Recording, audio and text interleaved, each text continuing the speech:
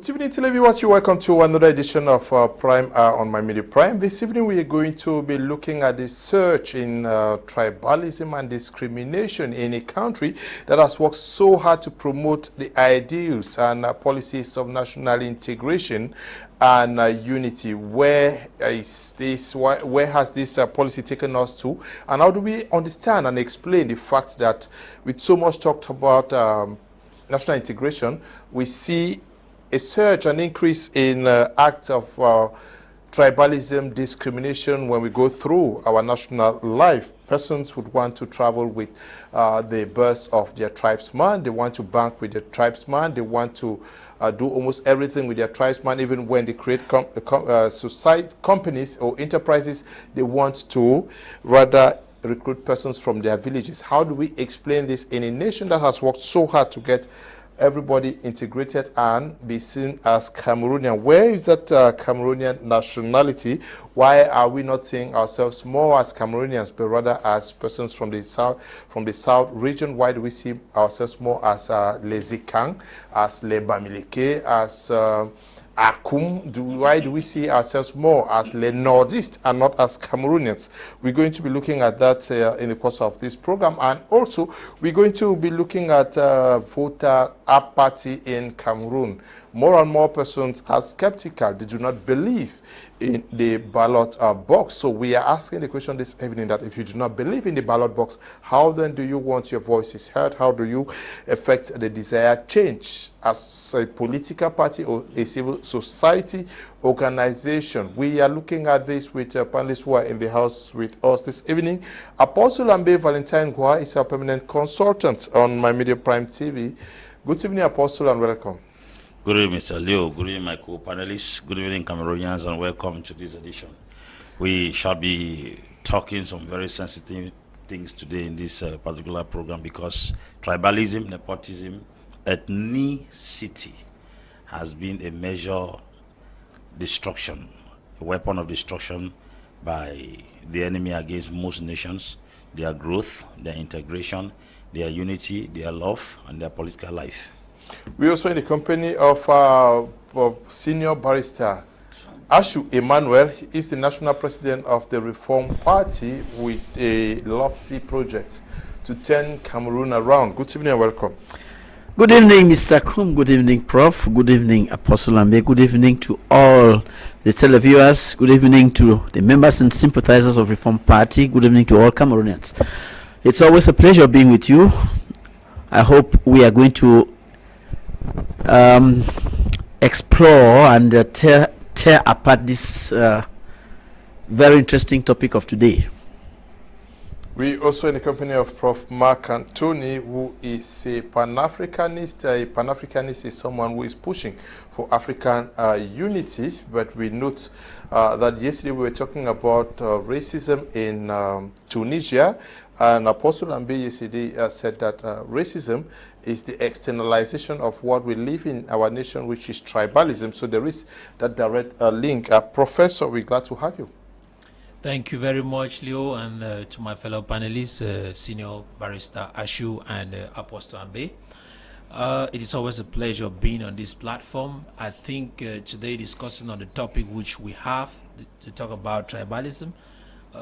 There's much to discuss about tribalism, which is very, very important, as well as talking about voters' apathy. It is a topic which needs to be diagnosed, which needs to be exposed, which needs to be talked about as much as we can. Okay, we are starting with the topic. Eli, can you just change to the second topic, tribalism and discrimination on the rise in Cameroon? Meritocracy and national integration dust dumped in the bin. Why do we see so much tribalism and regionalism in Cameroon? Apostle Ambe Valentine Angwa, how do we explain that Cameroonians, the more and more, would not want to identify, or they don't first see themselves as Cameroonian, they see themselves first as persons from a tribe? Everybody is doing everything possible to project their village, project their division, project their region. Even before thinking about Cameroon, did we fail in building that Cameroonianness? Yes, Mr. Leo, the tribalism stuff is so deep in such a way that it does not even begin with tribalism. Tribalism is an expanded version of familiarism. Let me use the word familiarism. Okay. And then clanism. From clanism, then you have villagism. From villagism, before we go to tribalism. As a matter of fact, when you see posters addressing issues concerning tribes, it's because they are done with families. And from families, they are done with the quarter they come from, that clan. And then from there, they are done from the village where they come from. Then now they talk about the tribe. For instance, if somebody is from Mamfe and is appointed in the government and is from Bisongabang and is from the Tambes family, he will start looking at those who are competent in the Tambes family. Until he doesn't find anyone, he goes to Bisongabang. He does not find anyone before he now goes to that particular area, before he goes now to Mamfe in general. So you realize that the thing does not only start at a level of tribalism, it begins from the level of family units, that favoritism, and that is the concept of the African society. The African society is a family society. It's a society that believes so much in the family. And this thing has gone so deep in our system that it is more of a culture than a philosophy. It's more of a culture than a lecture. It's not a lecture, it's a culture. We've grown with it. And you will discover that in the past, we've always had intertribal wars. Intertribal wars that fought against each other. People from the same community, people from the same town, the same region, people from the same area, they are fighting against each other because they believe that this individual is trespassing in their land, probably invading a particular sector of their country. So it is an age-long principle that has eaten deep into the very fabrics. And to erase such a thing, we must get back to the place of the family root, where it is where the problem started. If you and Mr. Kum, you are appointed today Minister of Communication, the first person you will choose is somebody from your family who is competent to handle a job in your office. Before you will now start thinking of those who come from the same clan with you. Why do I say so? There's nobody working here from my tribe. Consciously. I am working here. I'm the head of this place. Of course. I have not taken anybody from my tribe to work here. Yes, I'm going to. So why are you saying that if I'm made minister, I will bring somebody from my tribe? Why am I not bringing them here? I'm giving you an example. Okay. I'm giving an example. I'm not talking to Mr. Kum as a person. Okay. I'm giving an example. I'm talking about what is happening in our society. Okay. It is what we are experiencing every day. Why am I saying so? Yeah. This thing is deep rooted at the level of the family before it even goes to the level of the tribe. And this thing is so deep in such a way that people who are not even competent, who cannot handle jobs, but because they come from a particular tribe, we look for means to integrate or fit them into the system because it is more of a culture. It's more of a culture. People have lost their life defending tribes. People have fought defending tribes.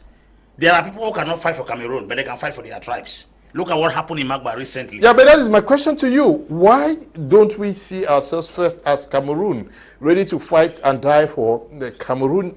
I use the term Cameroonianness. Yes. Like for the United States of America, they'll die for their flag. They don't even want to hear that somebody dead with their flag. But we, increasingly, people are talking about nous sommes les Zekans, nous sommes les Bamileke, nous sommes les Bamoun. We are this, we are this. Now you have made a very important statement. You said Americans will fight and defend their flag. Does America have tribes? They have. There are people who see themselves as there is Missouri, there is all of that. There are people from Tennessee. Originally, when you get governor, they say this governor is from here. But what comes first to their mind is American first. That is what I'm letting you understand, that these people we are talking about, their orientation, their culture has not preached tribalism. You will never hear America tribal war of independence. They fought the American War of Independence. If you want to go and check an account for histories in Africa, you will discover that most of the wars in Africa were intertribal wars. But you will hardly find intertribal wars in America. America fought the War of Independence to defend the nation America as a whole. But if you come here before we ever had the war for independence for the nation Cameroon, we have been fighting intertribal wars for so many years. Yes. You will hear the Germano-Bangwa War, the Germano-Douala War, the Germano-this war, they were not fighting for a nation, they were fighting for a tribe. Okay, what you are saying is what we have today as Cameroon is a combination of several tribes. Combination. It's a creation. It's a European creation. Yes. Where we were carved out and forced to come together. Yes. That is the reason. But because of that, the fathers of this nation said we are going to work along the lines of national integration. It was a policy to forge the respective tribes together. Why have we not succeeded in getting that done in 2023? Thank you, Mr. Kum. I think that to understand what is happening, we have to look at Cameroonians as a whole. Okay. Not only Cameroonians at home, but let us look at even Cameroonians in the diaspora. If you leave this country and go out, it will surprise you to note that any Cameroonian who meets his brother or his sister outside doesn't talk of tribe. If you see a brother or sister out of Cameroon, he is a Cameroonian. He is your brother. Whether you are from Manfe and the person is from Hausa land, he is your brother or your sister. But when you come back home, that is when you have what you are talking about. So why do Cameroonians of the diaspora not identify themselves as Bamilekes, Hausas, Bayangians, Ejagams and all that? Why? Why is it only at home? Yeah, but there is a problem. But let me come there. If you go to the United States, you have Ndong Awing, that one is a cultural group. No, let me come. It's the same here.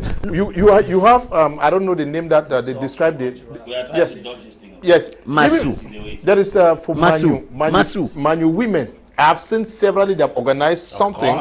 You have the Kumba song. Yes, you have. You are not understanding me, sir. I don't. Exist out there, yeah. I'm not saying that Cameroonians in the diaspora don't organize themselves into social cultural groups. They do. Okay. Yeah.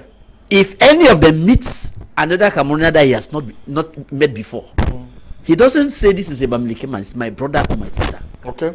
You see, because at that level, there is nothing to fight for.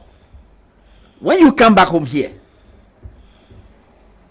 the reason why Apostle Ambe was saying that if somebody is appointed somewhere, he want to take his country people first. Yes. This is created by certain things. One,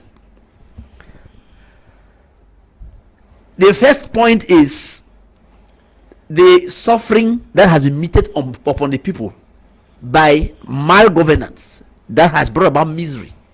So the small crumbs that are falling down, everybody wants to grab and send to his own corner. If you see a brother somewhere, you say there is a market, you want him to take it first because you don't know whether another market will come.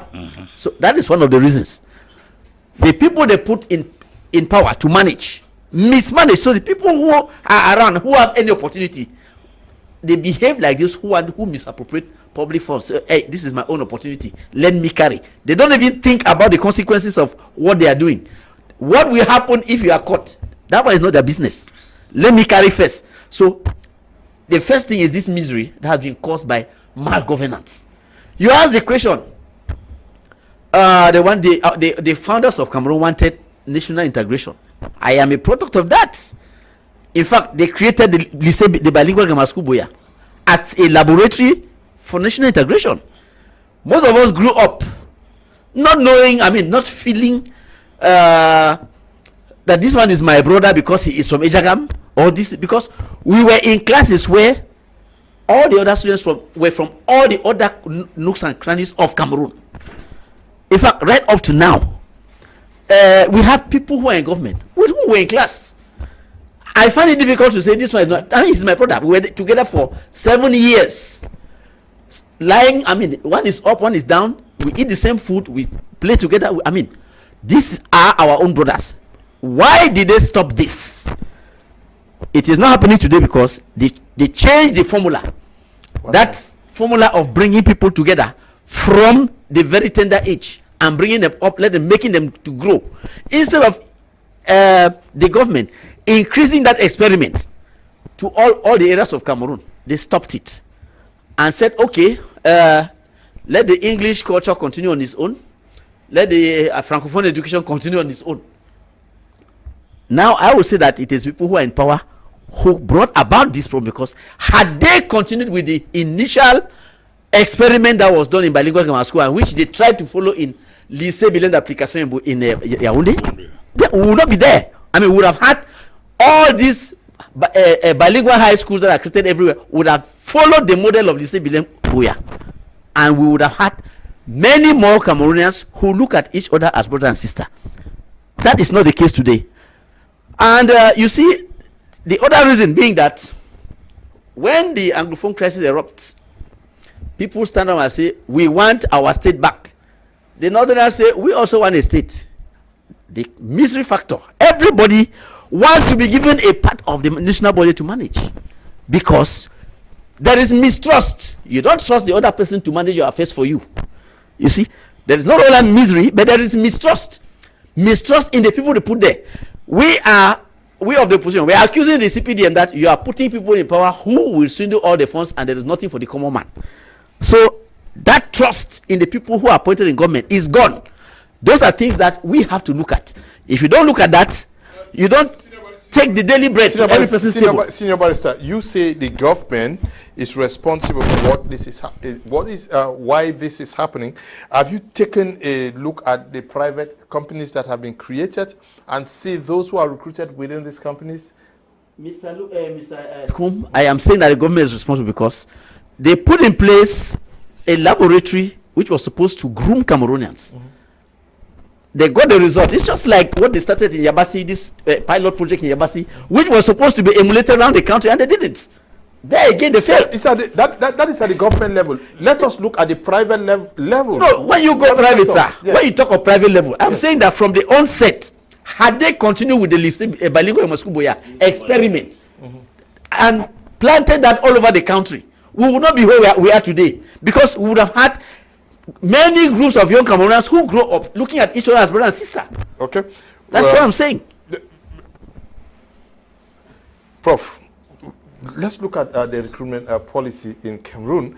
Do you think that it has favored our integration as a nation, or rather has disintegrated the nation? Mr. Leo, going back to respond to that question, before I respond to that question, I want also actually understand what tribalism stands for, and know that the word tribalism in itself is not bad, and tribalism in itself is not an evil issue. Tribalism simply means the organization of a people in tribes, and that consciousness of being in a tribe is something that human beings grew up and were born with. Let me put it like that. When you go back in looking at Europe, Europe is actually built around tribes. It is not built the way African countries are built. European countries are built on tribes. If you get to Germany, it is the Germans that make up Germany. They speak the same language. If you go to Spain, you have the Spaniards. It is a tribe. And it is unfortunate that when they were coming to Africa, they did not put into consideration the tribal gathering. They decided to pick tribes from different corners and put them together to form a state. That is what I call a social construct, which was meant for a purpose, to create continuous chaos among the African people, where the various tribes will always see it as a reason to fight for themselves and not for the entire global nation. Yeah. So they created a state, or we call it a nation as they call it, which is not capable of coming together. Then now, they have trained individuals to hold on to the European concept of a tribe, and kept the same individuals to govern several tribes that have been brought together to create a state or a nation. And these individuals, it is inbred in them to think first of their tribes. And that's where nepotism comes in. Because there's a difference between tribalism and nepotism, where an individual from a tribe will normally favor an individual from his same tribe in order to give him a job, or might be make him feel favored in a particular place. That's nepotism. That's no more tribalism. And so in this case, nepotism has been enthroned in a state like Cameroon, which is supposed to be an integrated state where all the tribes are supposed to be favored, where all the regions are supposed to be favored. But because of the mindset that these individuals who sit in power had been invested with, they make sure that the primary appointment that they make goes back to their tribe men. And that has created a situation where even those who sat together and said, okay, let us create an integrated Cameroon, let's build a one Cameroon, that particular dream was, in fact, let me say this, that dream was a good dream, but it was meant to never be realized. Why? Because it is in the nature of every human being to think of his brother first. It is in our nature. So it gives them this capacity to look at, if you want to talk of competence, meritocracy, they are looking first among them. Who is capable before going out of the tribe? And so the tribe becomes the target. Sometimes even the family. Yeah, but you say it is our nature. But we have nations that things won't go like that, because even the president, even at the highest level before you are appointed, you are vetted by either the Senate or the Congress, and lots of there are checks before you hold certain positions. In those even nations, though you say it is in nature, can't we put systems that check such things? Mr. Leo, we can see that happen in the United States, not everywhere, and in Australia. Those are two examples where you can see those kind of things happen. You are telling me that if you are made a minister in France today, you go get your brothers and sisters and put among, and you will not be dragged to court? In France, you have the Franks who are majorly going to think of their people. It's a tribe. It's true that you have a group of people who have come in, but the French people are the Franks. Yeah, but they'll go to their village and so take the brother and bring it. You think that you go through? It's a whole tribe. In England, France is a tribe. Are you telling me that the Prime Minister of Britain today would take the brother and would not be... Mr. Leo. Yeah. In Europe, they are tribes. In Britain, you have the English and the Saxons. Those are two tribes that make what we call... I understand. We have tribes everywhere. So my question to you is, are you saying that you go to your tribe, you go to your family and bring people who are incompetent simply because you want to favor them as your tribal men? Is that what you're saying? That comes back to give you this understanding. In Europe, whatsoever they do stays along the lines of the tribe. It is simple. It is true that they might not go to take their brother. They look at meritocracy and competence within the tribe. With us, we have several tribes here in Africa. But if somebody wants to look for competence and meritocracy, it begins with his tribe. That's why I said that is where nepotism comes in. It is no more, it's not an issue of tribalism. It's nepotism. Here they are struggling to favor their own at the detriment of the greater good. And that's where there's a problem. In tribalism in itself, it's not a problem. But it is when we are looking for competency, we are looking for individuals who have the capacity to handle the state, then you take it and give it to an individual who is incapable because he's coming from your tribe. That's where there's a problem. And so, Mr. Leo, I am saying this because I need us to understand that tribalism in itself is not a problem, and we should not handle it, we should not look at it like a problem. We should look at the nepotism, which is the problem. And so, as African people, we might have a problem because we have different tribes that have been brought together, chunked together to create a state which is, like I said, it's a social construct which was meant never to succeed. In the case of a nation like France, where you think that France, Britain are constructed along tribal lines, but in Cameroon, where you have several tribes, yes, and you think that your brother is more competent, and you think that the context doesn't matter. It's not here in Cameroon. It matters a lot. Yeah, but how do you say it's not a problem? That's why I said the problem in Cameroon is not tribalism but nepotism. Okay. Why? Nepotism is that state where I take something which was, I can look at the greater good of the people, I keep it behind, and I favor my family or an individual from my tribe simply because maybe I want to give favor. But if I'm looking at the greater good, I would look into the group of tribes that are there and give the person who is merited, who merits the Apostle Ambe, Valentine, we are talking about a nation that is fighting so hard to get persons identified more as Cameroonians. That is why we talk of national integration, though we are saying that Cameroon is a country that is united in diversity, but we are forging ahead with national integration, national unity, and we note that when somebody is appointed, what we do is we want to thank the head of state for appointing our son. Yes. It means that it is not because he is a Cameroonian, no, because he's a Cameroonian, but it is a favor done to a tribe, to a region. That is why we thank the head of state. And everybody has to do everything to please the head of state, to remember the tribe, to remember the village, to remember the region. How do we forge national unity, integration from this perspective? It looks like we are trying to run away from our shadows. Okay. The stark reality is that tribalism is not something that will be deleted in the minds of people. As a matter of fact, Cameroon is a coming together of different tribes. It is different tribes that came together and formed this nation, Cameroon. So in other words, Cameroon is tribes that came together.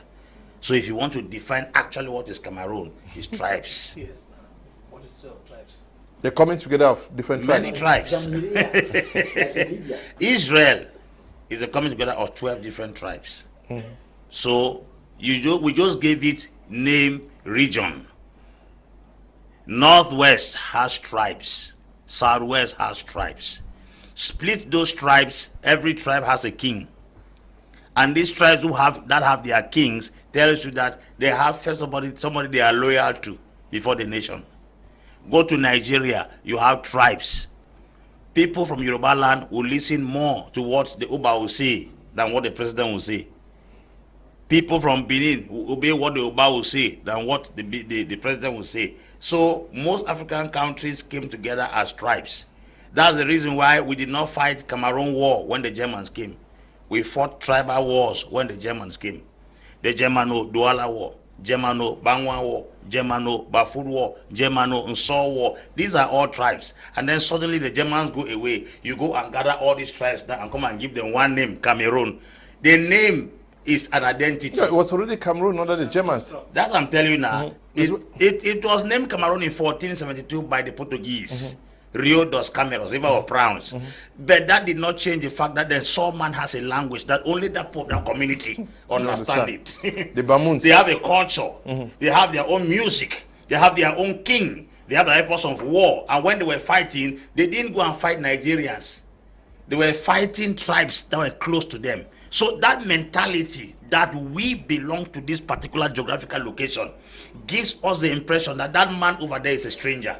So from the Cameroonian point of view, nobody sees from that lens. We see from the lens of the tribes that we come from. And that one is highly registered into the psyche of every Cameroonian. Yeah, but that is where the crux of the matter is. Yeah, okay. Yes, I'm coming. Now, because of that, when we come under the banner of a nation now, that tribal sentiment is not dead. It's still very much alive. You go to Tanzania, 127 ethnic groups were welded by Julius Mwalimu Kambarage Nyerere to form the nation Tanzania. And that's the reason why today the area of Zanzibar is given a special status, because they don't see themselves as Tanzanians. Yet these are ethnic groups that came together. So whether we accept it or not, the fact that a man can speak womb and somebody comes from so and doesn't understand that womb, that difference in language tells you that you are a stranger. Because if a woman sits here and another woman and someone, if they want to speak in a language they will not understand, they will speak in that language and then someone will not understand. That already distinguished. People cannot be united effectively with differences in language. It started in Genesis 11. The only way God could dismantle the world was to give all those people different languages. So whether we try to use iron or gun, we can't shoot tribalism because Cameroon is a combination of different tribes. How do we cure this incompetence because of people coming from the same tribe? This is what the trouble is. Institutions are supposed to be set in order that qualifies individuals into particular offices, not individuals appointing people in offices. A minister shouldn't be the one to appoint directors. Directors have to have a protocol they follow, that if you are not qualified, even if you are coming from my mother's womb, I'm not the minister there, you are not qualified. The problem we have here is the structures are not put in place. If structures are put in place, there are offices in America you cannot occupy until you go through the Congress and the Senate. Who is employed here through Congress or Senate, through Parliament or Senate? Who is employed here? Secondly, the Senate is there, the Parliament is there. Ministers go there to go and defend their budget, to present. They don't come back to give accountability for that budget. It tells you that the structure we have from ground does not qualify people. I think even in our academics, there is a possibility for somebody to have a PhD in agriculture without having a square meter of tomato cultivated. We should go back and restructure the education, that your thesis in agriculture as an agronomist should be a defense in 10 hectares of tomatoes or 28 areas that you have cultivated chicken. When we come and ascertain what your skill has produced, you defend your thesis with that. You say you are a PhD holder in marketing. Let us see how you turn a kiosk into a supermarket. That should be your thesis. Don't go and write volume of literature and come and submit. This is where we have a problem. We don't have policies and structures on ground that qualify people. You heard the story of the Singaporeans. Singaporeans work on meritocracy.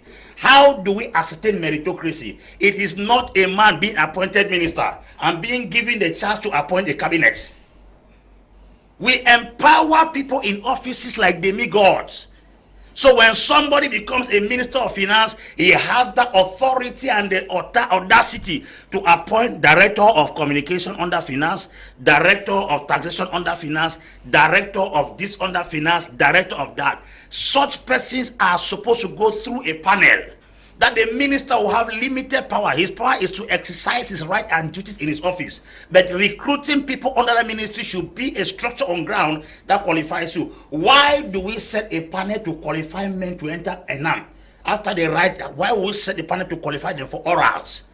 But when it comes to the issue of appointing people in respective offices, we allow individuals to decide.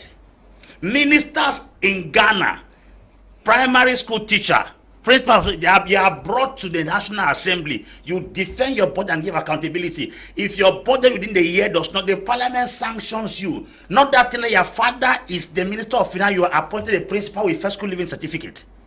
The issue we have in Cameroon is not tribalism, it's poor structures to scrutinize competence. Okay, poor structures to scrutinize competence. Let's look at the political sphere, Senior Barister.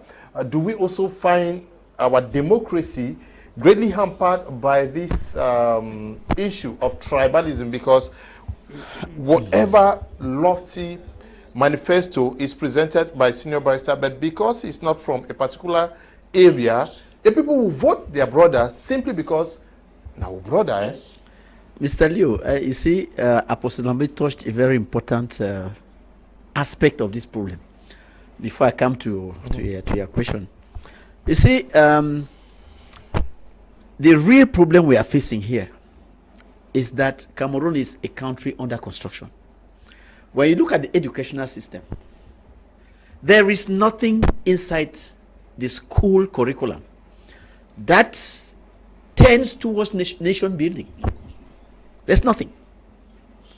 They give you history of Europe, history of France, history of Britain, history of America, Cuban Missile Crisis. My God. I mean, there is nothing tending towards nation building.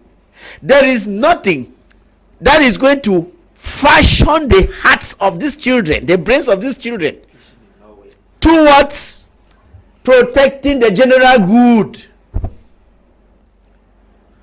If you are appointed tomorrow, you will, who is a student today, if tomorrow they appoint you somewhere, who will you think of? Your family or the interests of everybody? You see, this is lacking in the educational system. And so long as the people who carve out the educational policy don't think that it is necessary to bring back civic education. They have to bring it back. And they have to bring in new courses that will bring up these children to learn how to build a nation. If we don't do that, we are wasting our time. Then now, coming back to your question. When Reform Party was created, I went to Manfe. I started from Manfe, and then I went to my village. I reached the neighboring village called Kembo. The people of Kembo asked me, if all of us here were to give you our votes, when are you going to gather enough votes to make you become the president of Cameroon? So go first and conquer the votes of the Francophones. If you have the majority, come to us. Our own votes will be automatic. You see, it has an influence. Although we are diverse in our tribalism, our people know very well that the others are important. The others are important because look, from what the Kemo people told me, you can see that they know that without the votes of the other people, their own son can go to nowhere. So, why is it not possible for other people in politics to start looking at national interests instead of looking at the tribal interests? Because the absence of a sense of national belonging makes people to look at the tribe as a safe haven. Yeah, but if you think that Cameroonians look at things from that perspective, let's take the case of the UDC. Almost everybody in Noon will vote for the UDC knowing that they will not win elections from other parties. You take the case of the party of Gaga Hamad Aji. He only win in his village in the north, and they know that we would rather give our votes to our brother, but they know fully well that he will not win elsewhere. Take the case of Cabral Libi, where he won elections in the Bassa zones, knowing that the Bassa zone make the majority. Yes. Don't you think that Cameroonians are voting their brothers and not necessarily... Mr. Kum. Yes. When would the UDC candidate become president of Cameroon? Yeah, after they've carried all their votes and given to their person. Will those votes make that UDC man become president? Will Cabral Libi with the Bassa votes become president? You see, this is the problem. But that's a crucial... You see, the politicians have to understand that we need a sense of national belonging. Mm-hmm. If we want to grow above village level, above regional level, if you don't have that, I have to commend the Nigerians. Look at the election that just passed. Although it was not very, very well organized, but they tell you you must win 25% from all, and then a certain percentage from the federal national territory before you can be made president. That obliges all the candidates to be present everywhere. Which means that the tribalism is there, but policies are put in place to yes. ensure. Yes. Yes. You see, I said there should be a sense of national belonging. Mm-hmm.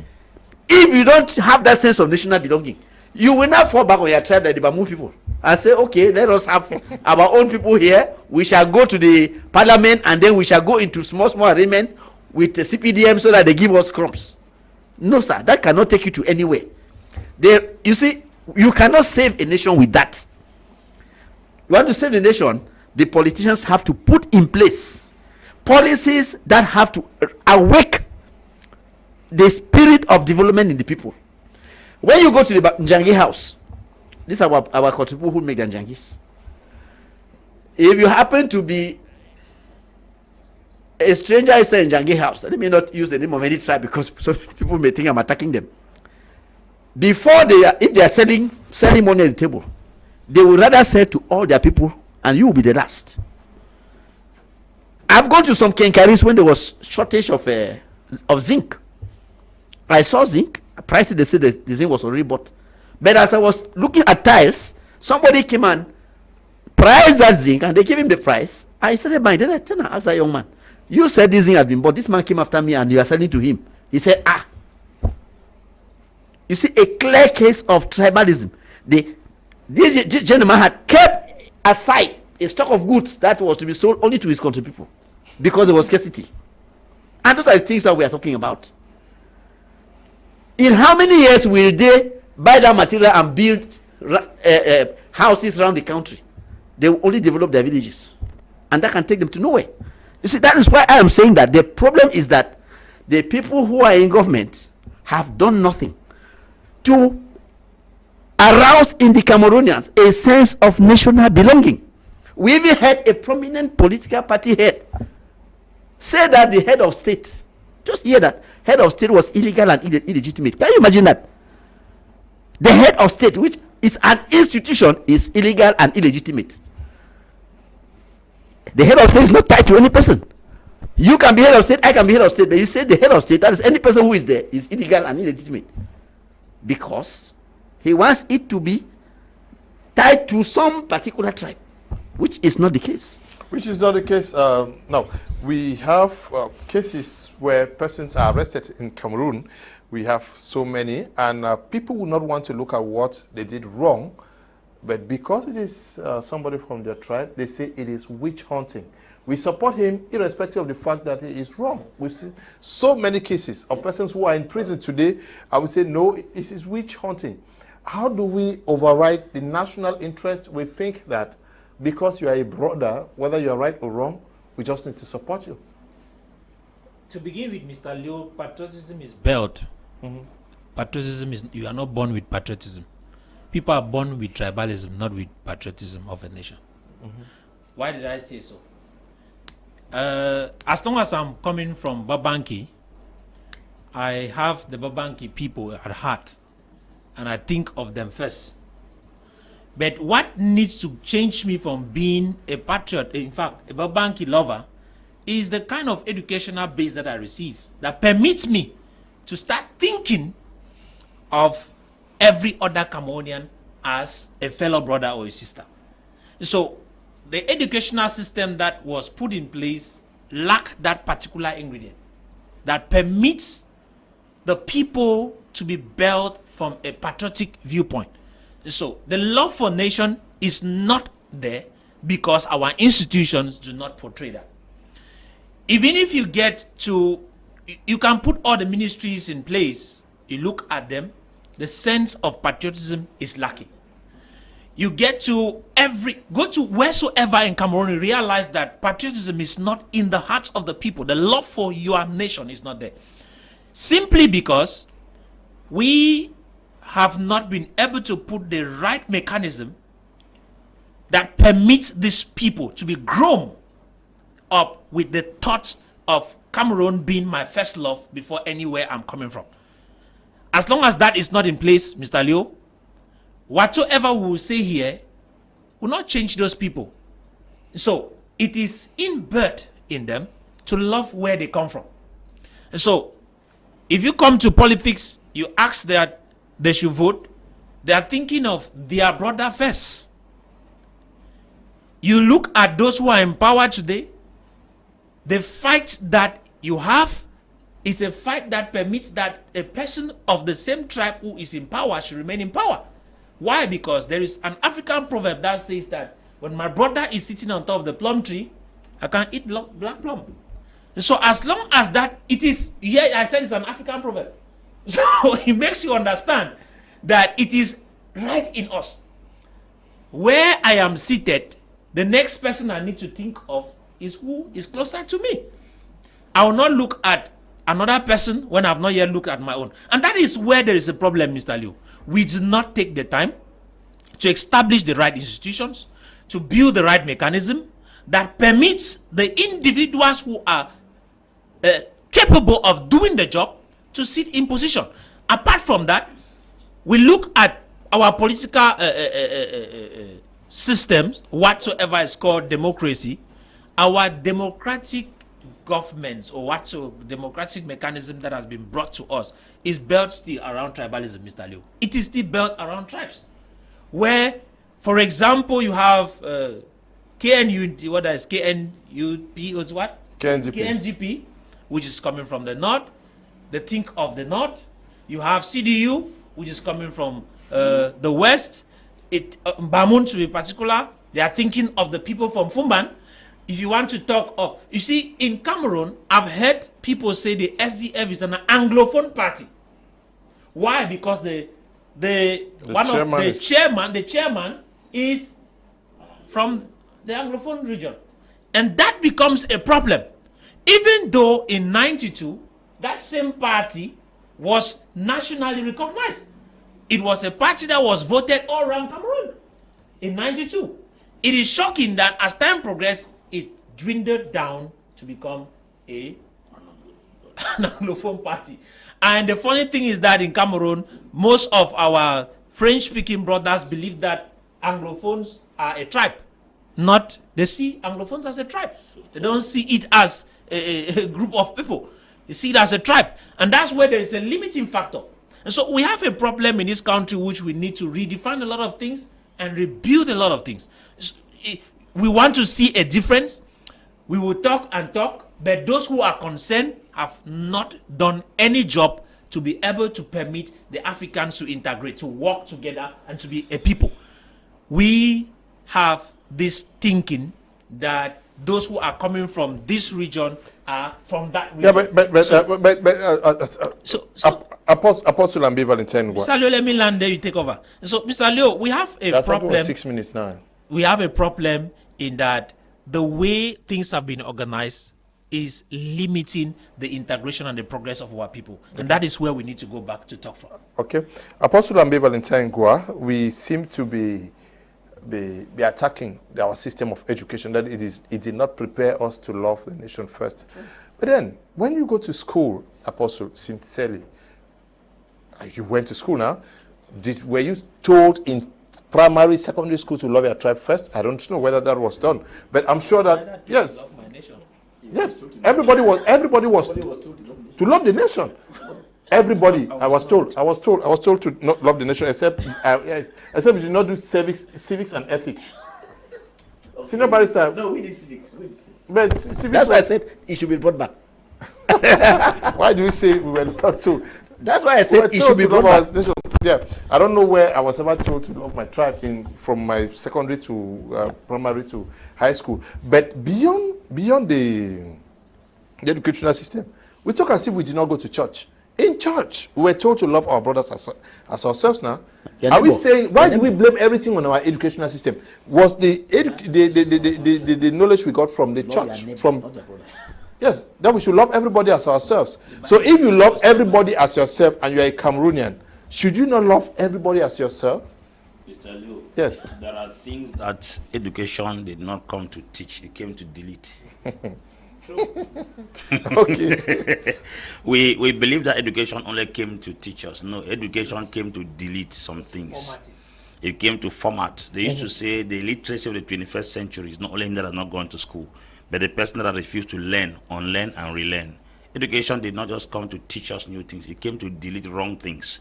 I think tribalism is a cultural orientation, environmental upbringing. The knowledge we grew up in an environment, nobody needed to teach us. Just like you say people are eating fukon in womb, nobody taught them. If you say people are using core to dance juju in womb, nobody taught them. It is an orientation from the cultural background. There was no need for any classroom for people to start eating fukon and vegetable in womb. Is orientation. Now there are a lot of wrong things that our cultural orientation imparted in us. There was no class. There was no class where they said, okay, we should sit together and then get one fowl and then kill and then make it for cattle. There was no class for that. That's a cultural orientation. Yes. It's the upbringing of people. It's a societal norm of that environment. Now education came ahead first and foremost to not only teach us new things but also to delete wrong things. Our cultural orientation did not teach us everything good, and tribalism is one. And if at all education came, education was supposed to delete one of those things by instilling the mentality of patriotism and not just tribalism. They were supposed to use patriotism to teach out tribalism inside the heart of the people. But our education did not play that. What we blame the education because the education did not serve the purpose of which it came for. People were also doing terrible things in those days. Education came and taught, just like for instance in Calabar, the killing of twins by the Efik people in their culture. was taught out by Meritocracy in religion. She came and began teaching them not to kill twins, that twins are not demons, they are not principalities. Meritocracy came with an education that eroded a bad custom that was instilled in the people.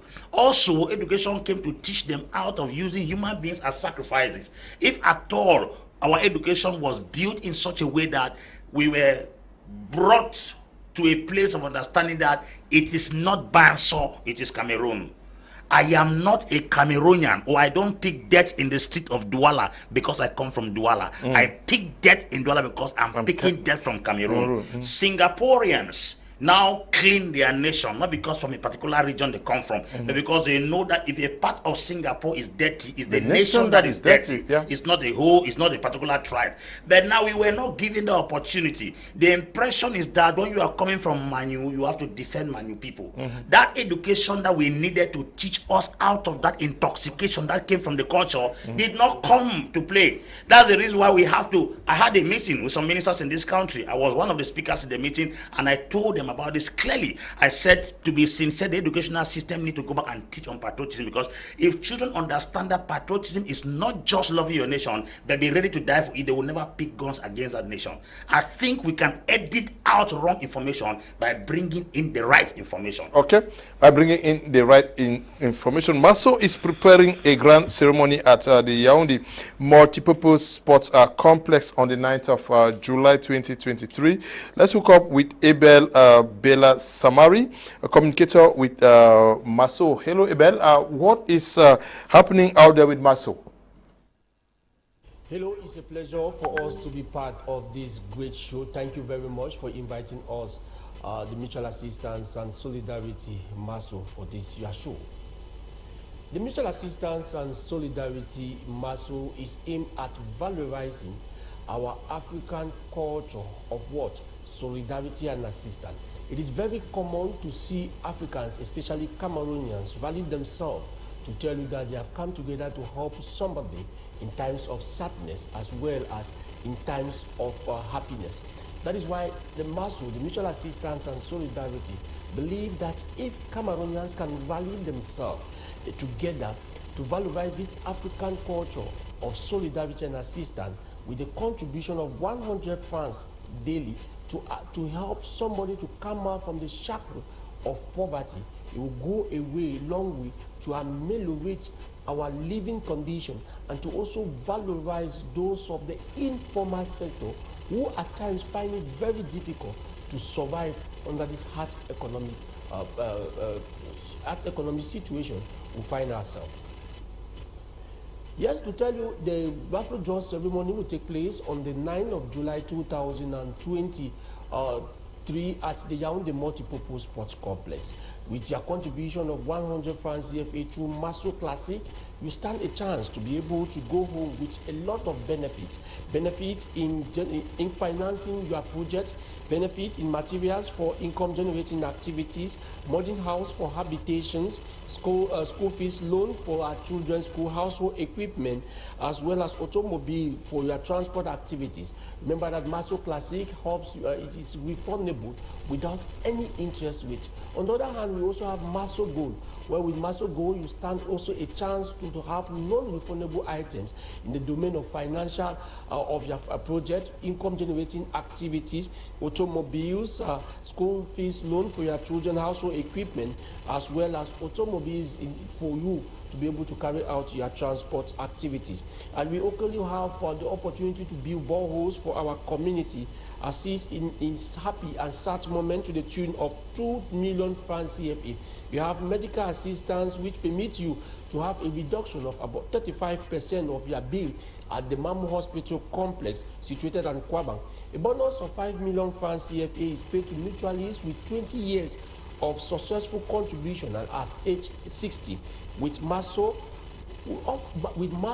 which is aimed at valorizing our African culture, it's very possible to move people from the shackle of poverty. To register, just go to any Renapro Finance SA agency in your locality, or you call the number 699-442977, or you call the number 699-442977, 673-674-39 694-392746,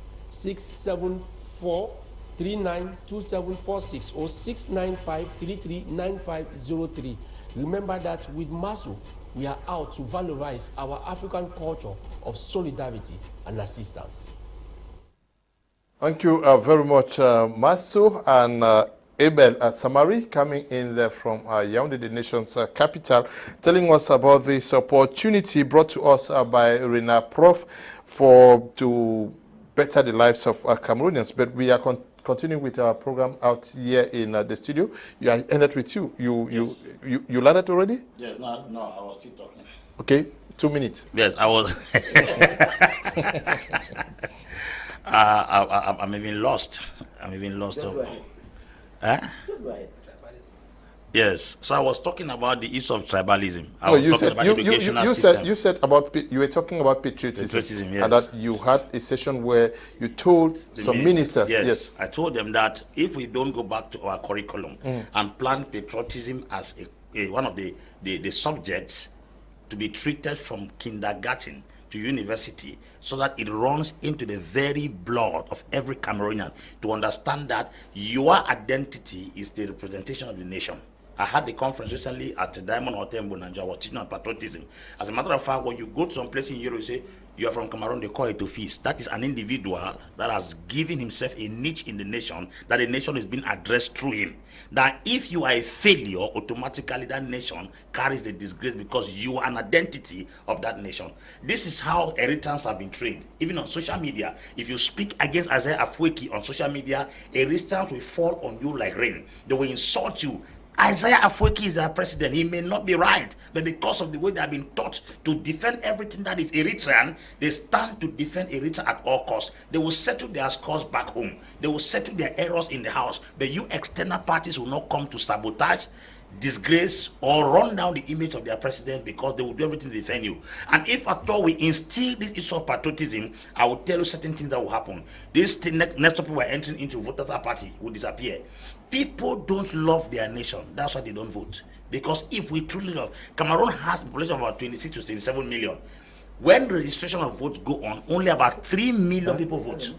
I know it's coming to that, but Only about 3 million persons vote. That tells you the gap. 24 million people are not actively involved in the change of the country. So let me not step into the second topic. We'll come to that. okay, we'll come to that. But Senior Barister Ashu, Emmanuel, we are seeing this nation. When you look across the streets of Douala, Yaoundé, you see banks created. Kum Cooperative Credit Union, Fundom Cooperative Credit Union, Menka Cooperative Credit Union. That is, people are banking according to tribal lines. You see travel agency and Salt Boys, Com Stars, Amu Mezam, Grand West. Saturday. Yes, that is, you travel, that is, we are carving little nations within a nation. We are disintegrating the nation. And then you see even universities. People go to universities and belong to their tribes. Yes. Don't we see that we are disintegrating this nation completely against what the policy of the state says? And seemingly the state is not looking at all of these issues, and we are wondering why there is increase in tribalism, because at little levels we go to school to our tribes people, we bank with our tribes people, we travel with our tribes people, we go to the hospitals owned by our tribes people, we live within tribes, even in cosmopolitan cities like Douala. Mr. Kum, you see, I look at it a different way. Okay. I think that the powers that be and our academicians are not making use of our cultural heritage. Let me take the first example, the Northwest, the Fondoms. I don't remember any Fondom that practices anything that would point to encouraging tribalism or favoritism. I have not seen any thesis geared towards understanding the functioning of our traditional fondoms, because therein there is nationalism. In the functioning of those fondoms, there is nationalism. Look at the respect that is given to the funds. These can be harnessed and used at the national level. So I think that some work has to be done there. If we go to the Manu side, the Manu people live in city states. I've not seen any person come out to study the functioning of these city states that are governed by Nyampe, which is the traditional government, and Obon, which is the traditional gendarmerie. The chief to us used to be a tax collector. When we the Sisiku sit in Nyampe, the chief, who is the chief? I show him the chair. So you are a Sisiku? Of course. Okay. What do you mean by city states?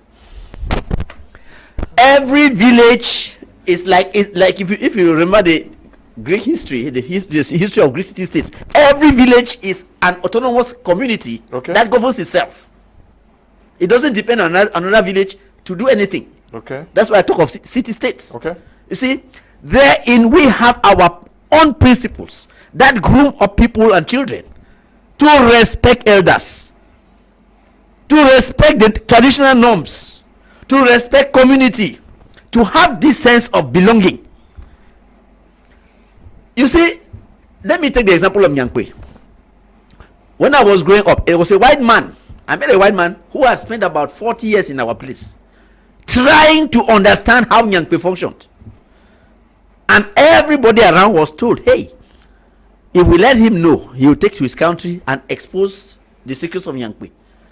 And behold, this man stayed in our area until he left without knowing how Nyankwe works. You see, that is what I think should be harnessed. That sense of belonging. The respect that we have. You see, we are all complaining today that, Cameroon is a place where we are. But we have those values at the traditional level. The very tribe that we are complaining of has those values. Let us harness them. Let's find a way to harness those values and put them at the national level. Yeah, but the tribes are so many. No problem, sir. We have how many tribes? How do you bring them? No, you see. Are we not here Mr. because Mr. we have failed to get a national language, a national culture? We have not tried anything. Mr. Leo, we have not tried anything before you say we have failed. I don't know when Cameroon ever tried to. Because we have not tried now. We have not failed. But we have failed. No, we are saying that you should try before you say I failed. It has never been tried. No. Let me tell you, national integration, national unity. Mr. Kum, yes. Mr. Kum, in all fairness, okay, in southern Cameroons, Mungaka, no, truly, that experience had been tried in southern Cameroon and it worked. It worked. Those languages were taught in school. Yes. But I mean, when it comes to Cameroon, nobody has ever tried it. So I think that, you see, it comes to the same thing I've been saying. The government, if Reform Party were in power, you will think of that. I mean, we shall go down to all those various tribes and see how they govern, how these people up there. Why is it that the fund enjoys so much confidence in the people? Why is it that it has so much power?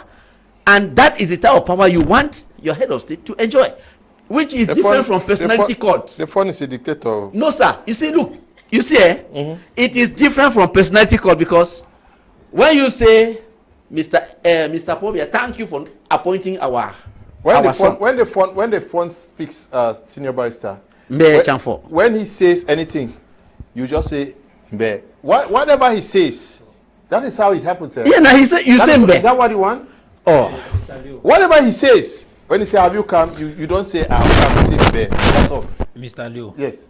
That particular aspect that you are entering into, the fundoms in the Northwest, the funds are not dictators per se. Why? Because what they call the quifor is what makes the kingmakers, and they have a way to dethrone a king. Yes. So you don't. When you say they are dictators, it seems as if you have not understood the functioning around. They call the quifor because the quifor is the highest power in the land. It's not the fund. It's not the fund. The fund occupies the executive office, but does not execute. The person that makes the people that make the laws of the land are the quifor. and governs the, protects the laws of the land is the quifor. So it is good to know it so that you don't make that mistake and thinking that the phone is a dictator. But the state of Cameroon will tell you that there is the president of the republic who is like the phone. We have the Senate that should play the role of... No, let me come. Yes. We have the Senate that is supposed to play the role of maybe the quiphon. Yes. We have the National Assembly that will play the role of maybe the Queen Mothers, because the Queen Mothers are also very powerful. They check the powers of the phone. Yes. They will tell you that there is the Constitutional Council, which is also the village traditional council. True. They will tell you that there is the Mambo, which is the Minister of Communication that sends. Yes. How many All those structures are selected few. Okay, this comes those back. who know law. It does it not come back? It comes back to the lack of implementing the policies. Good. That is exactly what I think Barister and Ambe was saying. The problem is not that we cannot have success. The problem is that we have not tried. We have not been able to harness this good that is found within this environment to make it general. It is already there. No, it is there. No, the truth is that before the creation of the Senate, everybody said, okay, we need a Senate in Cameroon. We need the Senate in Cameroon. It has been created. We said we needed the Constitutional Council. It is going to check. I don't know. It is created. When you say we have not tried, can we be sincere? Yes, go on. Cameroon is using a Western strategy, which was built to favor a particular group of persons to build around a particular group of persons. We have said posted here. You cannot do it and work like that. We need to do something. We get to the various tribes. We find out what is successful within. Then we implement it at the national level to see how it will work in different areas. So if we struggle to say we took from France, then we implemented French, the French people are people from Europe. They are not Africans and they are not Cameroonians. So as Cameroonians, we need to think of what will work for us. And that is why I'm not as an individual, I am not one of those individuals who like democracy. Let's be sincere. I am not one of those people who likes democracy. Say it as you want. Democracy, to me, the kind of democracy that was brought from Europe is not a democracy we need in Africa. Africans can develop their own democracy, which will be in line with their traditional institutions as well as their geographical location.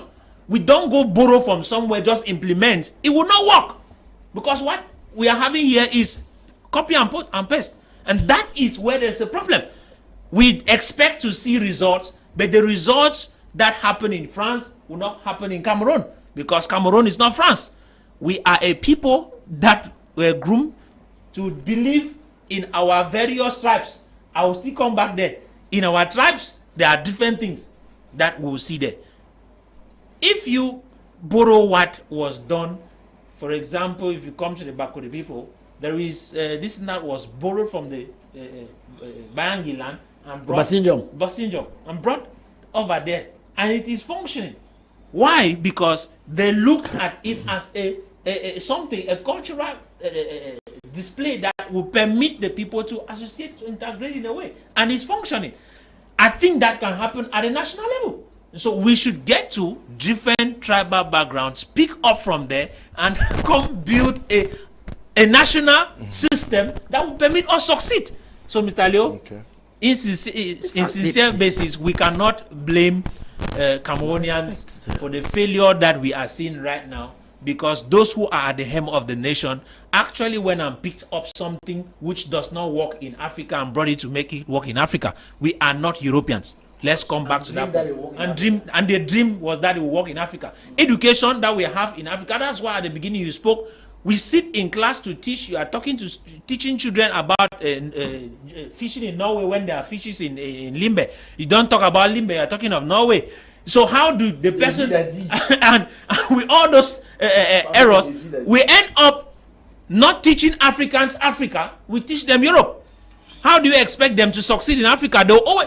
You want somebody to be patriotic, you are teaching him about Europe. He will leave Africa and go to Europe. That's where he will be patriotic. That's why when they live here, they cannot go and make mistakes in Europe, because they have learned well about Europe, not Africa. When they are here, they do all kinds of things. It is possible for a Cameroonian to carry debt and throw on the streets, but in Europe he will not do it because he has learned about Europe, not about Africa. And so we need to get back to that place where we reshape our thoughts from our educational curriculums that we need to build. And so let's practice what is working. Okay, Apostle Ambe, Valentine, Angwa, I want us to look at Cameroon as a nation. We're looking at comparing with what happened in Singapore, where we know that Singapore was constructed and it's a success story based on these policies of meritocracy, pragmatism, and honesty. Are these not the things that should drive the nation forward? Yes, every nation needs that principle. But how many of them are willing to apply the principle? We are not the first to have come across that Singaporean who gave that succinct explanation on how Singapore grew from nothing to something. You and I are Cameroonians, we have heard it, and we are going to share it on this platform today. I believe the authorities that are hearing. Let us sit and wait for the next 50 years to come. If at all we are sharing here, an attempt of it will be tried somewhere around a corner in this country. That is the truth. Because that man said he gave it an acronym of MPH. Meritocracy, competence, and honesty. Meritocracy, competence, and honesty. Number one, meritocracy. It doesn't matter your tribe, your village, your education, your reputation. As long as you have something that will make the nation better, we bring you into the system and give you the opportunity to exhibit it. Not in this country, that somebody will be more qualified. But because he's not from a tribe, they put an unqualified person to occupy an office. Somebody who studied physics is passing history in ENS. Is passing history in ENS because it is their godfather who is the director of ENS. That tells you that it's not meritocracy anymore. We live in a society where the rich man's son, who is a nincompoop, is given the opportunity to occupy a responsibility that a poor man's son who is competent to do it. We also go to the extent that there are opportunities to work. Instead of giving men the meritocracy, we give them monetocracy. If you have your money, you give your money, they will give you the job. So it's no longer merit, it's monetocracy, not meritocracy. And this is where we find ourselves today. If you don't have from 2 million to 3 million, you can be a police commissioner, you can be a police officer, you can enter higher economy, you cannot enter ENAM, you enter ERIC. So it's not meritocracy, it's monetocracy. We come to a place where somebody has third-class degree in the university, but because the family is well-to-do, is given the opportunity to enter into a school or higher economy to teach tomorrow why a first-class degree holder that does not have monetocracy does not enter into those institutions. So if you look at it critically, we live in a very corrupt society. Secondly, it's a competence. It's a meritocracy, competence, and honesty. Honesty. That competence is talking about putting a square peg in a square hole. Here we are putting round pegs in square holes. A man who read agriculture in school is a minister of finance. A man who read geography is a minister of commerce. A man who read economics is a minister of scientific research. A man who was minister of justice yesterday was transferred to the Minister of Defense tomorrow. A man who was the Minister of Defense today is transferred to the Minister of Culture. How does culture interconnect with defense is what I'm still trying to understand. This is where we don't have meritocracy. Talking about honesty. Honesty is people who don't look, we are not looking for people who are accountants. We are looking for those who can count money and give us the right figure. There are accountants that will count 10 million and tell us it is 2 million. We are not looking for those who are good in counting money. We are looking for those who are excellent in giving the account of what they have counted. And if we enter these three principles in this country, we are going to find all these men in the 10 regions. For your information, these Cameroonians that you are talking about are the best outside. The best neurosurgeons in America, they are Nigerians. Those Nigerians who are making America great in the neurosurgeon area were supposed to be in Nigeria. It will shock you that also the best lawyers in banking are in America. They are Nigerians. The best African footballers, They are in Europe and America. What is wrong? It means Africa does not lack talent. It does not lack skill. It does not lack ability. It only lacks a comfortable environment to breed those abilities to help the continent. How do you explain that those who are making America great, it's not Americans, it's Nigerians, yet the very Nigeria they came from is wallowing in abject poverty, confusion, bad policies, and frustrated electoral processes? This is because we have not been able to appreciate honesty. We've not been able to appreciate competence, and we have not promoted meritocracy. If these things are not put in place, we'll go nowhere. Singapore does not have oil.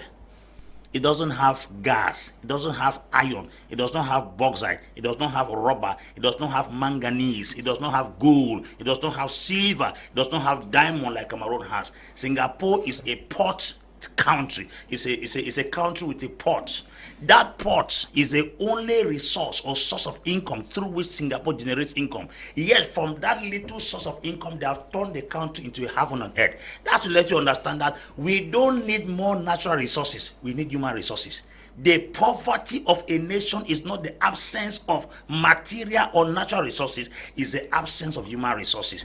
It is man that gives gold value, it's man that gives oil value, it's man that gives bauxite value, it's man that gives manganese value. If there is no human resource, natural resources are nonsense. So a clear indication that we have a problem is that we have so alarming natural resources and there are no human resources, or probably, let me not put it this way, there are human resources who are not given the opportunity to make the natural resources gain value in the society. I think the sickness in Africa, it is not the absence of material resources, natural resources, it's the absence of human resource. Let's get back home.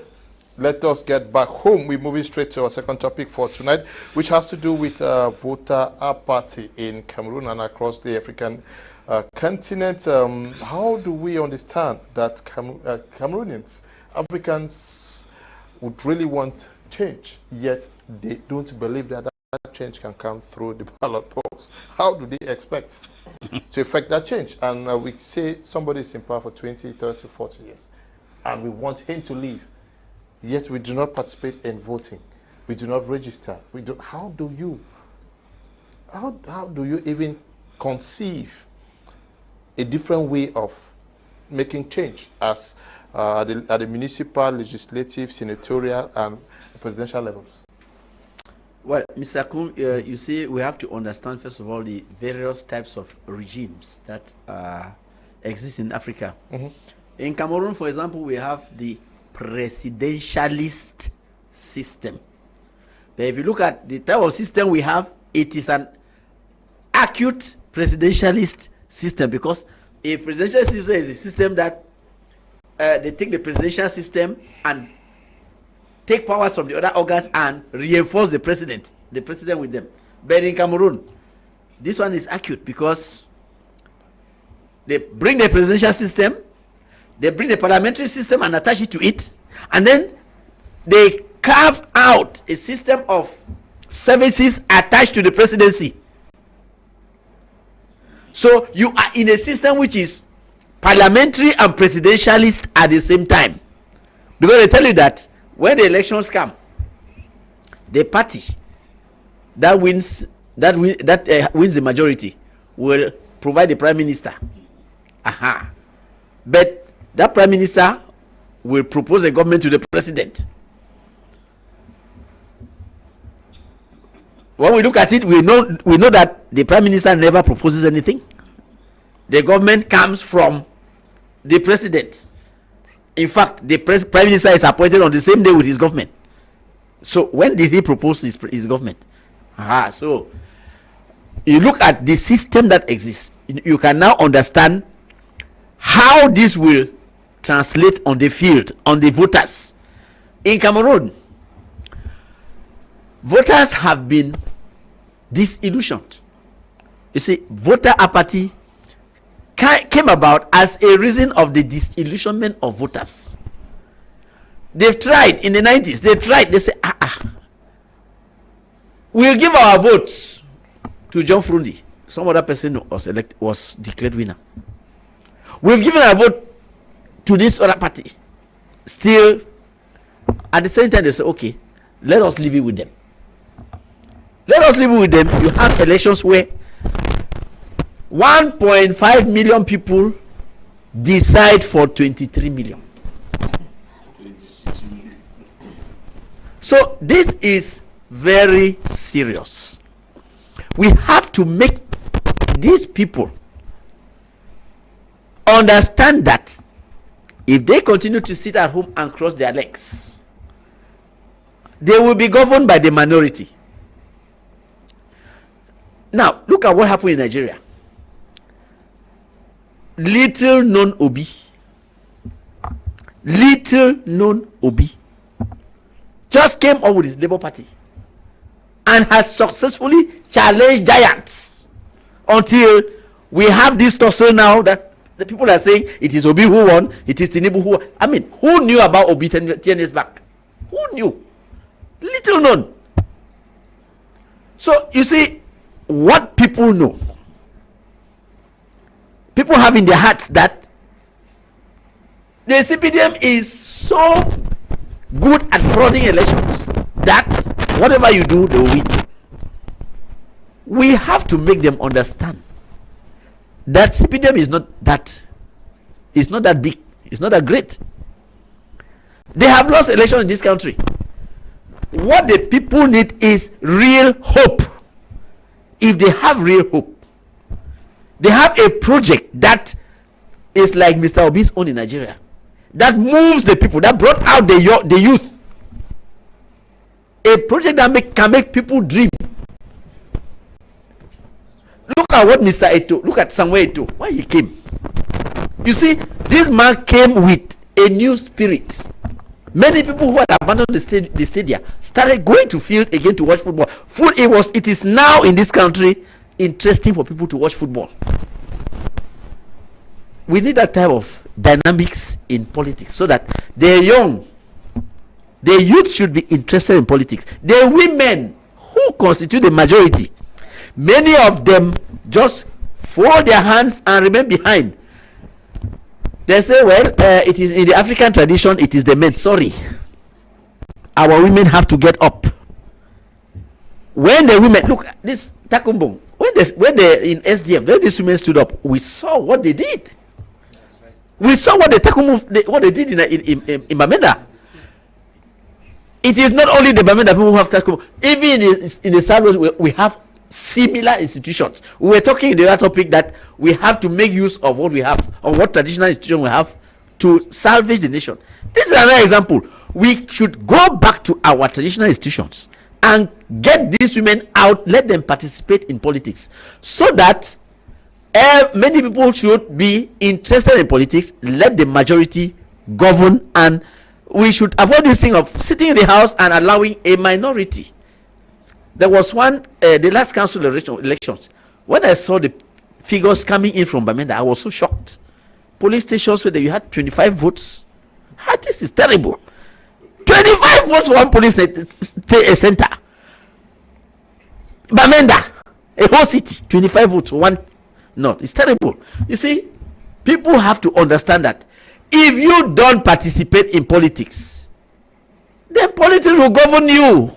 You no need sitting behind to cry. Yeah, one vote is like a little drop of water that will create a mighty ocean. But if you withdraw that one drop of water, we can never have a mighty ocean. You see, so we the politicians. Reform Party has always been telling people we have the best plan of action. We can create jobs from our own means. We can stop corruption. We can, like Apostle Ambe was saying here, we need people who will practice meritocracy. Oh yes, accountability. If we stop misappropriation of public funds, you have to build back confidence. The voters will never go back to the polling station until they have confidence in you. Yeah, but now, if they don't have confidence in you, Apostle Ambe, Valentine, and they say, okay, we don't have confidence in you, so we are not going to register, we're not going to vote, we're not going to do anything. You're just giving them the blessing to continue doing whatever they want to do. I think voters' apathy is as a result of... It is, okay. Yeah, because what you are saying is, because there's no accountability, is that not more reason why they should register more, vote more, and kick out those they think are not accountable? Mr. Leo, let's be sincere looking at the situation on the ground. Voters' apathy is as a result of lack of trust. Is lack of trust in the so-called politicians whom we have in our nation today. Cameroonians do not trust the politicians that present themselves. A young person will get up today, come present himself, raise the hopes of the people. Then the moment he has the opportunity, he takes money, he disappears. So the next young Cameroonian will say, if that's what is supposed to be happening, then it means that these people are all liars and thieves. And so they choose to hold down their votes.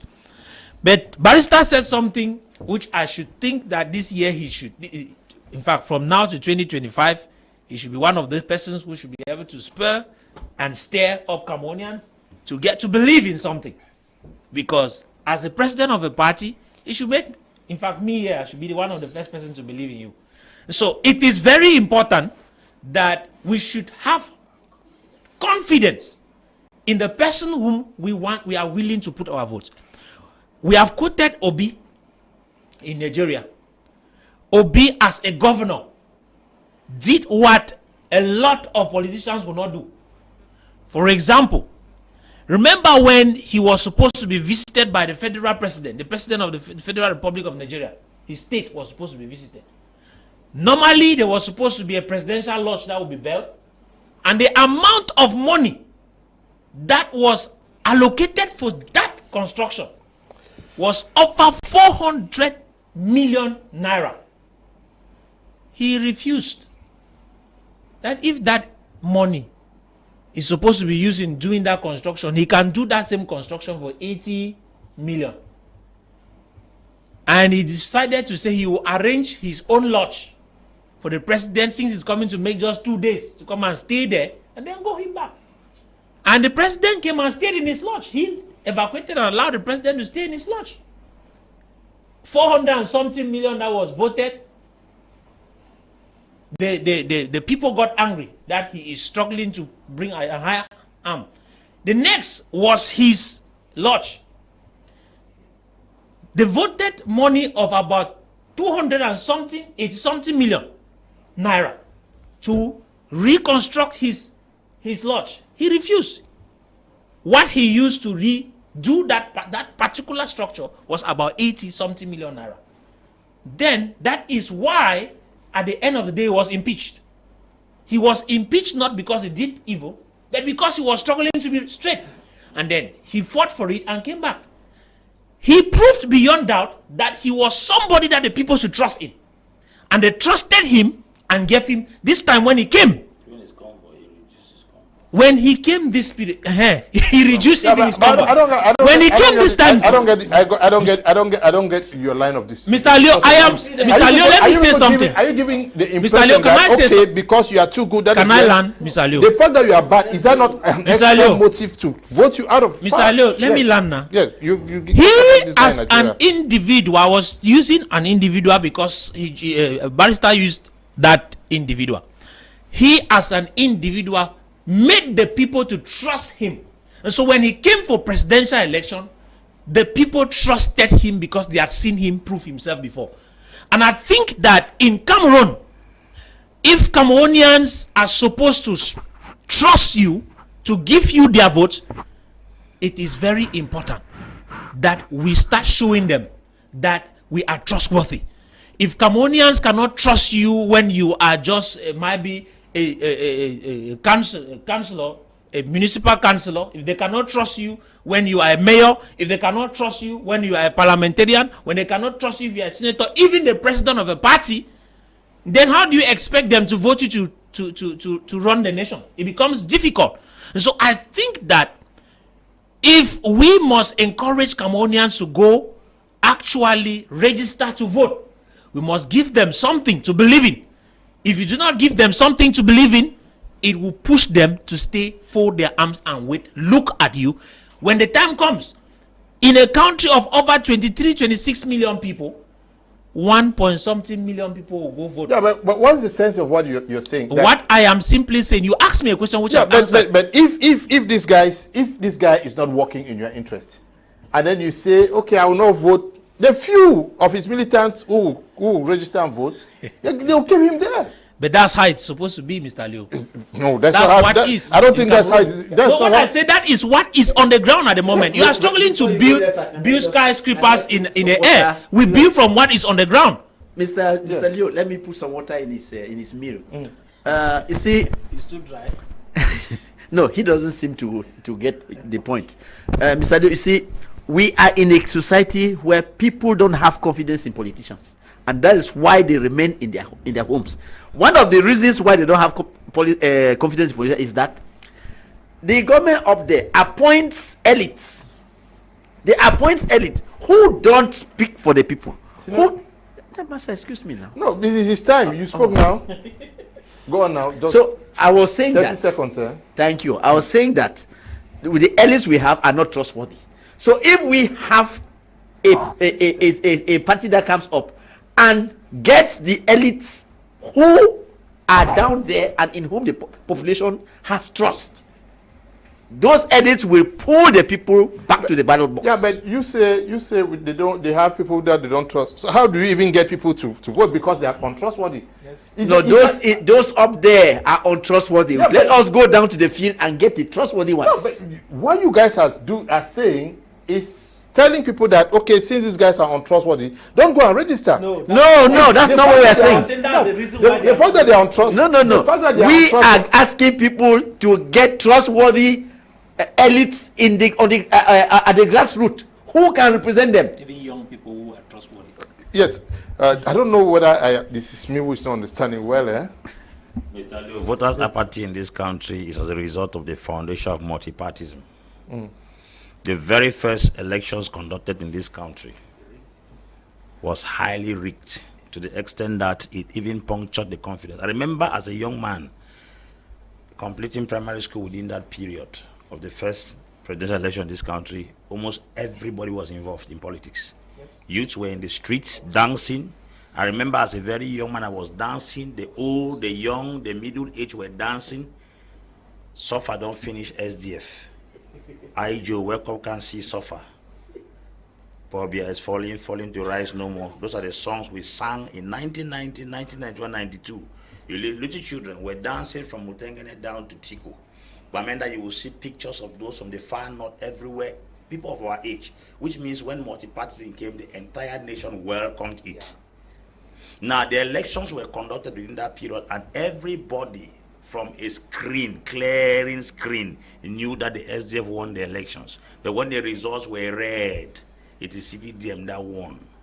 That one alone made every youth to understand that their vote does not count. Their vote cannot decide. That's what also happened in Nigeria. When series of coup d'etats took place in Nigeria, military coup, when they introduced multipartism again in Nigeria, when Obasanjo became the first president, youths had a very cold feeling. Now, the individual that came again and stirred up the youths to go into politics effectively is Peter Obi, because of his impact. One of the things I want to say is that most Cameroonians are very, very ignorant. Not even just skeptical. There is need for proper sensitization in this country for you to understand that even if elections are rigged, they may be rigged at the presidential level. When it comes to local elections, we can still take control. The municipal election, the legislative elections, the youths have the power to install parliamentarians, to decide who is a senator, to equally decide who are municipal councillors. They may rig at the national level. The power of the executive becomes weak when opposition start taking control over the legislative and the judiciary.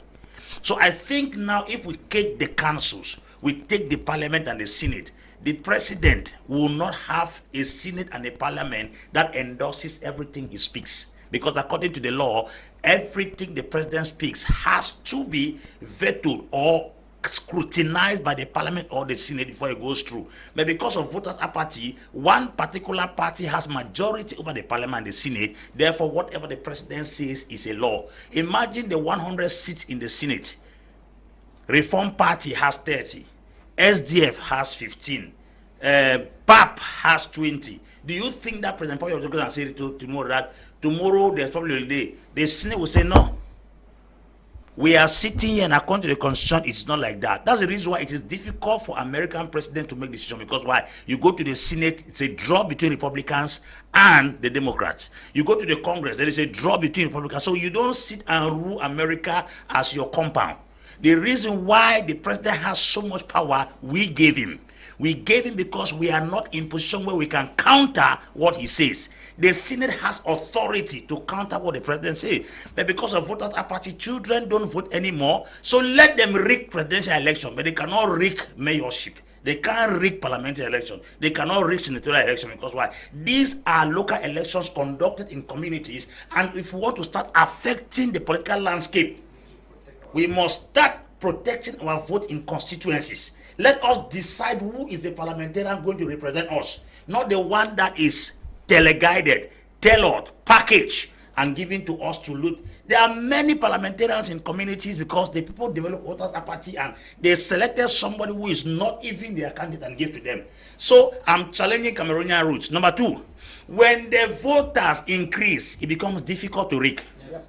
Nigeria registered 94 million voters for the very first time in history. 87 million voters cards were collected. But see, before they were because they were to rig the elections, what did they do? They caused only 23.8 million Nigerians to vote. That is 63 million Nigerians were not given the opportunity to vote. If they had voted, they would have conquered that rigging system. Number two, for the very first time, a bike rider in Nigeria was voted into the House of Rep because the elections could be rigged at the presidential level, but at the local level, they cannot. So if you want to dismantle the executive, let us invade the legislative sector, which is the senatorial, the municipal, and the parliamentary election. So I'm challenging the youth that don't wait till you find a presidential candidate that you will vote him into power. First, start by discrediting the president's power by taking the municipalities, taking the constituencies, and taking the senatorial areas. If we do that, I can tell you, this nation will not be ruled by the decrees of an individual. Okay. Good evening, Mr. Leo. Please tell Senior Barrister to let all oppositions in Cameroon rally together now to plan and kick out the current regime. They should copy the Nigeria example with about 200 million have less than 20 political parties. Some of them will be ministers, etc. Thanks. Emma is writing from Adamawa region. Good evening, Mr. Leo. The president is a tribal and the minister are the tribal head. What do you understand when two ministers are making a speech? And as a Cameroonian, what can you say? Luis is writing from Bomenda. This one says, hello, Nsungkikang Emmanuel Najela in Yaoundé Ekunu, and greetings to everyone. Why is there tribalism in our country? That is exactly what we are discussing out here today. Let Prof. Mark use himself as example, institutions he has managed. Let's start using ourselves as examples. It's better, okay? I don't know what example. Hello, I am Priestley from Bomenda. Your topic is really interesting. I did my own little research. I discovered that most eligible young voters are not even interested in voting. What will change if we know that our votes are sold and CPDM always wins? We see all the votes, things, and honestly, we are not interested in voting, okay? Mr. Liu, the rigging machine is there and we rig come what may, even if all the eligible voters register, okay? Good evening, Mr. Liu, and you people in the studio. I am Mr. Tata from Limbe. Thank you for the topic this evening. It is very interesting and educative topic. I want to ask why Reverend Ambe not enter into politics, because from his reasoning and mindset, he is one of the people that can change the country. Yes, so many persons wrote yesterday while you were here that you should form a political party. Good evening, Mr. Liu. To kill voter party in Cameroon, we need to first of all kill multipartism. Only two parties should exist. Okay, only two parties should exist so that voters will have confidence in the system. Secondly, they should introduce biometric system of voting. Elecam should be scraped. Monono Hans Manga, writing from Boya, my friend. Good evening to you, Hans Monono, watching us from Boya town. I don't know whether it's Mukunda to be precise, greet the family for me. Yes, but many persons think that if parties were to come together, we have less political parties, energies are not going to be wasted. Also, good time to scrutinize what is happening. Mr. Leo, we have had this debate before. Let me remind them that in Nigeria, Mr. Peter Obi did not come together with any party. It was Labour Party. You had three major parties. Peter Obi was leading the Labour Party. Yeah, but we have more than 50 in Cameroon. Excuse me now, Mr. Leo. Mr. Leo. 300, yeah. We have had that debate before, and I said, from past experience, we have, out of those 300 and how many parties, 99% are CPDM submarines. You cannot come up with any meaningful alliance that can go to anywhere. Me, I will not waste my time anymore. I have said that. I've said it that Reform Party is going solo. We are already all over the country, and we shall fortify our grip on the grassroots. There is no way anybody can stop us. Look, SDF has once proven in this country that one party can go round.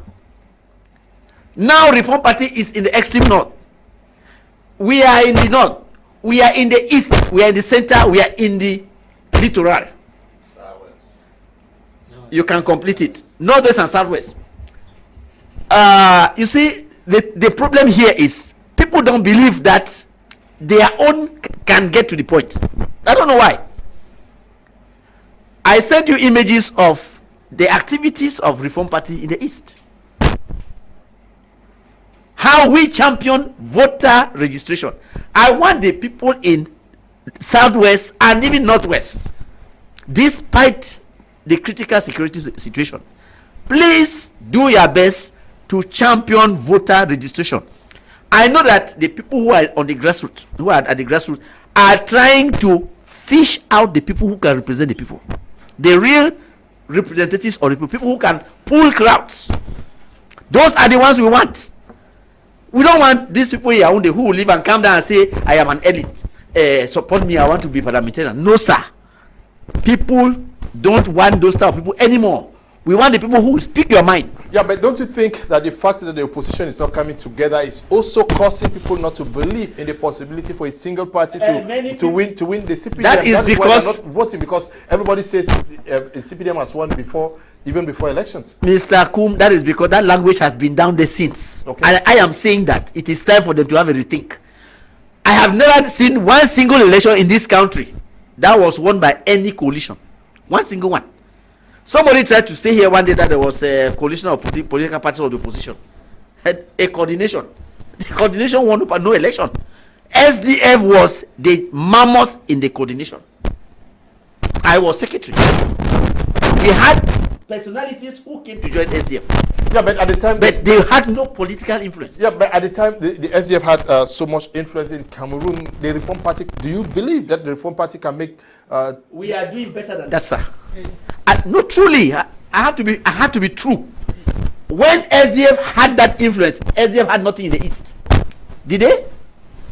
No, tell me they had. They had nothing in the east. We are the first opposition party to try and have representation everywhere. I am saying it. Okay. Prove me wrong. No, truly, SDF had nothing in the east. Okay. They were in the north. I was National Legal Advisor. Remember, I can tell you the achievements of SDF at that time. They were in the north and extreme north. But the east, their grip was not firm. You are telling Cameroonians to throw their weight behind the Reform Party. I said because many people used to say that Anglophones should form a party. Please don't waste your time. Throw your weight behind Reform Party, because this is a party led by one of yours. And the party is already around the country. Yes. We can deliver. Is the opposition also helping helping the voters to register and believe that they can win the election? Mr. Leo, I think so far I have seen, two parties who are actually doing that job. PAP and one party which are actually pushing for young people to actually register and vote. It is shocking how... I'm just a little bit surprised with what Barister is saying, because if you can tell me that the Reform Party is everywhere and we are not feeling the waves, then I'm a little bit shocked. And then apart from that, the fact that he says that union of these parties will not shake a fly is also another problem. Because I believe in the power of unity. I believe that if all these so-called parties come together, political parties come together, they'll create a force. But the problem is everyone wants to be the head. And nobody wants to submit. And that is the reason why there's a problem. And so, if they can come together and then encourage people to go in, register, there will be a difference. It is very clear, Mr. Liu, that if every Cameroonian who is of the voting age goes and register, whether there is a rigging of election, there will be a difference that we made. It's going to be very difficult. A very, very big difference. And it will be very difficult to rig the elections at the level in which they are rigging right now. Okay. And unfortunately, you will realize that most of these parties that say they are parties do not have representatives everywhere around the nation. Some focus in Yaoundé, some focus in Douala, some focus in the north, some focus in the northwest. And then at the end of the day, you want to win an election. For example, I heard MRC saying that they won election last time. And I was trying to find out if they were everywhere. One of the things people need to know about the East is this. In the East, they are die-hearted CPDM people. To an extent where you come, even if you have the best manifesto, as long as they see their brother, that's where we go back to that tribalism. They will go and vote that brother. Okay. And abandon you. Why? Because in them, it is not what you can give them. They believe that if one of theirs is there, they will come. Main minister. Yes, but Apostle Ambe Valentine, I want us to look at this message that has consistently been passed on by Cameroonians, especially the opposition, telling persons that with the system of elections, we cannot win, we cannot win. How has the opposition helped Cameroonians to beat this voter apathy? Opposition parties have not helped Cameroonians. Okay. There are people who are talking about transition, that we cannot go to the polling stations anymore. It's transition we want. Like Reverend, I'm calling her Reverend, Edith Kambanwala, she says that it's transition, that they don't believe in voting. Because you don't believe in voting, you think transition, and how do you want to achieve that transition? How do you want to achieve the transition? The political parties that have contributed a lot to voters' apathy. Because, as a matter of fact, you don't see them, most of them boycott elections. The fact that a political party boycotts election, it tells the electorate that you are wasting your time. Look at what MRC did some years ago. All those who assembled behind MRC within that period, they boycotted election. It dashed the hope of even Moripoe to stand as mayors. That one already punctured the man who said, okay, them say they are the ones standing for elections. If they can refuse elections, they mean that we'll go and vote. That already planted something into the minds of the youth. SDF has boycotted elections in this country. Edith Kambanwala also came up and said they don't believe in elections. Now, if the people who are politicians who are supposed to go in for elections to change the country, they are the ones denying to go in for elections. They are giving the human the impression that election is not the way out. Yeah, but when we see the Obi factor, even those who never believed in the electoral or political system in Nigeria, yes, we saw that way. That's why I'm coming to that. Okay. This is because Obi has a testimony that convinced every youth that Obi could change Nigeria. Nigeria was in between the axe and the anvil. They needed a savior. Obi came as a savior at that moment to succor them from that pain. And that is because Obi's testimony in the past. Tell me any of the political leaders in this country who has a track record in business, in education, in politics, or in any field of life that people can look at as a trend to follow. Because Donald Trump came up as a politician, he had a track record in the domain of business and real estate. Now, if Bill Gates stands tomorrow for presidential election, he has a track record in Microsoft. There should be an impact of your leadership somewhere before you come and stand to contest for presidential elections. It is rather unfortunate that our politicians in the country, most of them are lecturers and people who explain stories. They don't have practical track records that they can be people can look behind them and line up behind them, because politics is not entertainment. Politics is not story. Politics is not speaking good grammar. Politics is the ability to create a path, chart a course that can cause a generation to follow you through that path. Tell me all the headline politicians in this country who has a legacy in any domain, if it's in education, it's in business, it's in sports, in which area, that people can line up and say, okay, this man has created a pathway, let us follow. Obi created a pathway as governor of Anambra State before. He could use that as a platform now to testify to the world that if I was good at micro level of leadership, give me this macro level, I will take the same principles at the micro level and make impact at the macro level. Okay, we may have to continue this discussion in tomorrow's edition of the program. We have come to the end of today. We say thank you to you for coming. Thank you, Mr. Leo. I see that my good friend Pastor Apostle Ambe needs to look at my track record. He needs to look at it. That's all I started. Wait, no, wait, please. I was started in 85, politics 85. Okay. The 1990 laws were my laws. I drafted the SDF Constitution. I was one of the founding fathers. You want me to continue? 40 years of legal practice. No, just leave it. We'll look for some other time to come to read. Thank you for coming. I do have the track record. Thank you very much. Thank you for coming. I do have the Thank you, Mr. track record. I was just provoking senior Barister to bring out something that we telling us. I do have the track record. Thank you for coming. Thank you for the opportunity, and I believe that this topic is very essential to us. Yes, we may have to come back to it tomorrow. We want to thank you all who took time off to watch this edition of the program. Also to you, Desmond and L.I., and to you, Tabitha and Brian, for supervision. Stay blessed. Bye-bye.